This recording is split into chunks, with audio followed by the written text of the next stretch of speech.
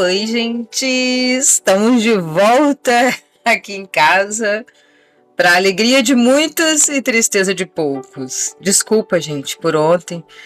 Muitas pessoas falando que não conseguiram ouvir direito, que estava tremido. Outras pessoas falando que estava normal, estava ótimo. Mas a grande maioria falou que o som estava muito alto. Espero que hoje não esteja. Deixa eu até dar uma baixadinha aqui mais um pouquinho, né? Eu aqui comigo, eu fui assistir o vídeo de novo, tava tudo certo, a voz estava nítida, o som estava mais alto do que o normal, mas não chegou a atrapalhar para eu ouvir, né? Mas muita gente disse que não estava conseguindo nem ouvir, infelizmente, né? Mas tudo bem. Voltamos aqui pro meu quarto. Que o Senhor te abençoe e te guarde, que nada te atrapalhe de ouvir a voz do Senhor. Não é a minha, é do Senhor.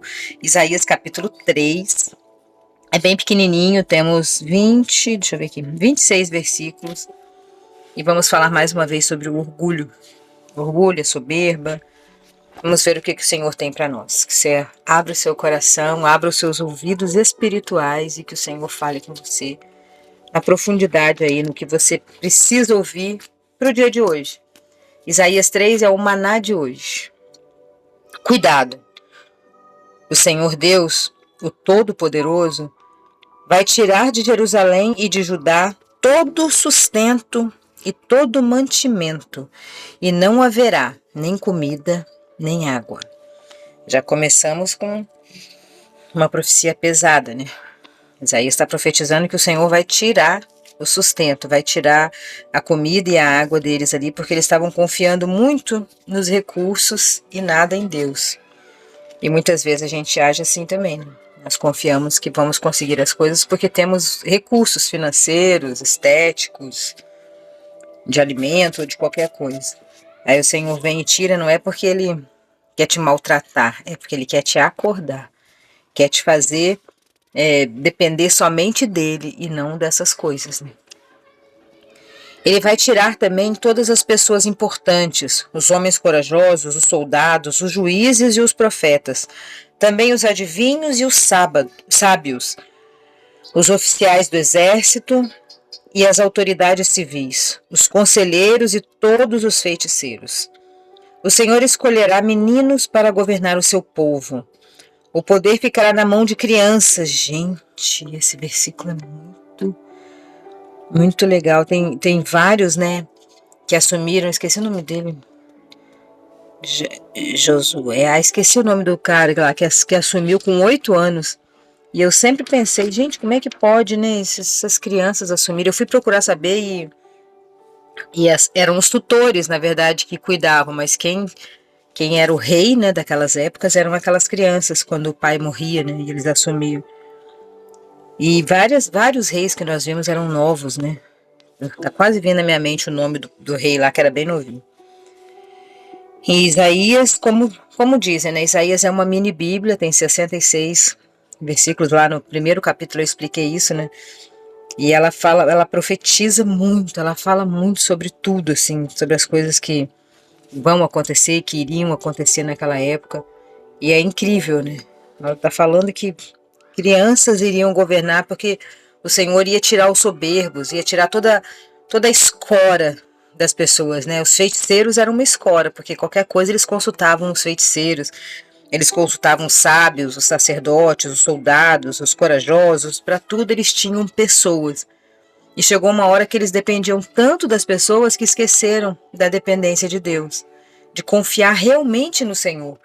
E confiavam nessas pessoas. Aí Deus falou, vou tirar todo mundo. Vou passar a régua, tirar todo mundo e vão ter crianças no meu reinado, porque a criança tem um coração puro, né? A criança ouve a voz de Deus, né? E o Senhor escolherá meninos para governar o seu povo e o poder ficará na mão das crianças. Todos perseguirão uns aos outros, cada um explorará o seu vizinho. Os jovens não respeitarão os velhos, e gente que não vale nada desprezará as pessoas honestas. Nossa. Eu acho que isso aqui tá acontecendo até hoje, né? Quantas vezes a gente vê, né, pessoas que não valem nada desrespeitando quem a gente sabe que vale, né? É triste isso aqui, nossa, é horrível. Naquele dia, uma pessoa agarrará um dos seus parentes e lhes dirá, você pelo menos tem roupas para vestir? Então venha ser o nosso chefe e governe este montão de ruínas. Mas o outro responderá: eu não posso ajudá-los. Eu não tenho nem comida nem roupa na minha casa. Você não vai me fazer virar chefe do nosso povo. Jerusalém está arrasada. A terra de Judá está em ruínas. Pois com as suas palavras e com as suas ações o povo desafia o Senhor e ofende a sua gloriosa presença. Eles não tratam os outros com igualdade, e isso prova que estão errados. Pecam abertamente como os moradores de Sodoma. Não procuram esconder os seus pecados. Ai deles, pois estão trazendo sobre si mesmo o castigo da sua própria maldade. Felizes são as pessoas honestas, pois tudo dará certo para elas. Glória a Deus. E elas ficarão satisfeitas com aquilo que ganharem com o seu trabalho. Que coisa mais linda, gente. Que coisa mais linda. Hoje eu estava vendo um rapaz, eu acho, lá no TikTok, e ele estava falando sobre isso, sabe? Sobre psicanálise. Para quem não sabe, eu estou fazendo pós-graduação em terapia da mulher. Já estou finalizando o curso. Então eu assisto muito esses views, esses negócios de terapia, de psicanálise, essas coisas. E ele estava falando sobre isso, sobre a pessoa que quer ter muito dinheiro, que corre atrás o tempo todo, que larga a família, a saúde, larga tudo para ficar atrás de dinheiro. E depois, quando ela consegue, ela nem sabe administrar, ela nem tem capacidade, ela percebe que aquilo tudo é vão, é cansativo, é exaustivo e ela perde a vida dela toda naquilo. Que é muito melhor a gente trabalhar bem, ganhar bem, mas ter uma liberdade para ficar com a família, para ficar com os amigos, para poder viajar, para poder curtir a vida, né? Desfrutar da vida e não ficar só correndo atrás de dinheiro. E aqui ele está falando exatamente isso. Ó, Isaías, há 700 anos antes de Cristo, ele já escreveu. Felizes são as pessoas honestas, pois tudo dará certo para elas. Elas ficarão satisfeitas com aquilo que ganharem com o seu trabalho. Não é que está falando para a gente ficar atrofiado. Você ganha assim, R$500 e fica feliz. Não, até porque quem ganha R$500 já é pobre demais, né? Vai passar necessidade. Mas você trabalhar o limite certo e dar prioridade para as coisas importantes, que primeiro a sua saúde, a sua vida, primeiro de tudo a sua vida, a sua saúde, depois a sua família, depois os amigos, para você poder desfrutar da vida. O que adianta você ter fortunas, milhões, bilhões e não conseguir fazer nada, viver com segurança, viver atormentado, porque todo mundo quer te roubar aquele dinheiro. Então, Isaías já estava profetizando aqui. Que felizes os íntegros e os que conseguem ser felizes, né, com o que ganham, que desfrutam da vida, né? Ai dos maus, pois tudo correrá mal para eles. O mal que fizerem aos outros será feito contra eles.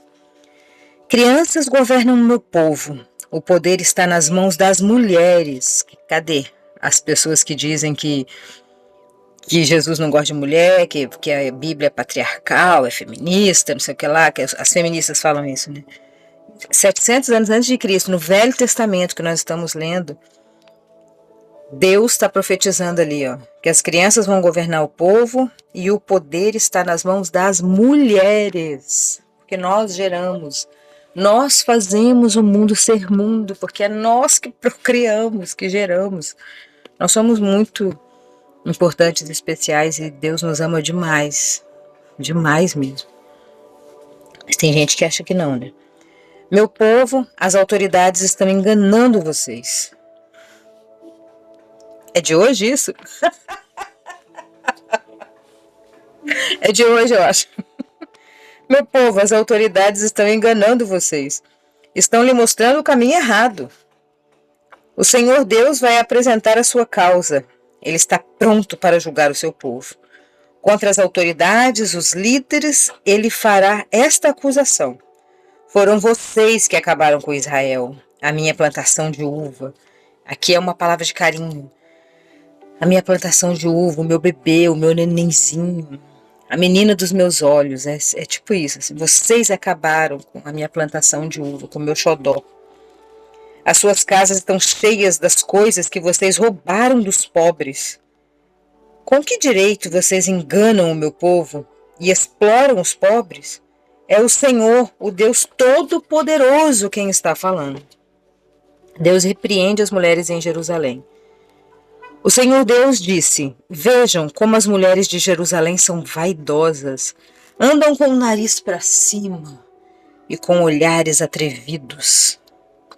Caminham com passos curtos, fazendo barulho com os enfeites dos seus tornozelos. Por isso eu, o Senhor, vou castigá-las. Eu raparei a sua cabeça e as deixarei careca. Cabelo para a mulher é uma coisa muito importante, né? Ele está falando, eu vou te envergonhar. Resumindo isso, né? Eu vou te envergonhar, eu vou deixar você. As mulheres são muito altivas, elas são muito. Naquela época ali, né? São muito exaltadas, elas andam de nariz em pé, cheias de badulaque, toda. Se achando muito poderosona e esquecendo, né? Elas são soberbas, orgulhosas, esquecendo que tudo vem do Senhor, que tudo é o Senhor que nos dá, que a gente não consegue nada sem Ele, nada. Nem que você não goste de Deus, não queira Deus, não nada, mas é tudo Ele que te dá, você querendo ou não. Naquele dia, o Senhor tirará das mulheres de Jerusalém todos os seus enfeites, os que usam no tornozelo, na cabeça, os colares, os brincos, as pulseiras, tirará os véus, os chapéus e os enfeites para os braços e os cintos e as faixas. Tirará os frascos de perfume e os talismãs, os anéis e as argolas que elas usam no nariz. Olha, usavam piercing. Os vestidos luxuosos, os mantos, os chales e as bolsas, as saias transparentes, os lenços de linho e os turbantes e as mantilhas. Em vez de andarem perfumadas, elas vão cheirar mal. Em vez de cintos finos, usarão cordas grosseiras. Não farão penteados bonitos, mas ficarão carecas.